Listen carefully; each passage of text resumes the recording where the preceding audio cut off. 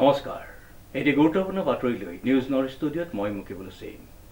ঘেলামৰাত motorcycle আৰু বিলাসী বাহনৰ মাজত মুখামুখি সংঘৰ্ষ। আহত হয় এক 40 বছৰীয়া যুৱকৰ। নিউজ নউৰ এক বিশেষ প্ৰতিবেদন। গৰু বিহুৰ দিনাই ঘেলামৰাত মটৰচাইকেল আৰু বিলাসী গাড়ীৰ মুখামুখি সংঘৰ্ষ। গুৰুতৰভাৱে আহত হয় 40 বৰ্ষীয় যুৱক। ঘেলামৰাৰ চাপমৰা নদীৰ দলঙৰ সমীপত সংঘটিত এক পথ দুৰ্ঘটনাত বৰদৈবাম চাহ বাগিচাৰ সমীপৰ গৰৈমাৰী গাঁৱৰ পদ্মেশ্বৰ খনিকৰৰ পুত্ৰ চন্দ্ৰ খনিকৰ গুৰুতৰভাৱে আহত হয়।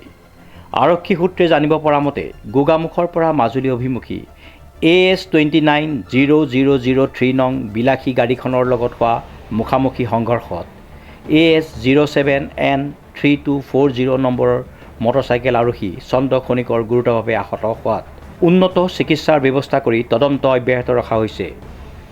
ঢকুৱাখানাৰ পৰা Jintu কোচৰ report, news now 24x7।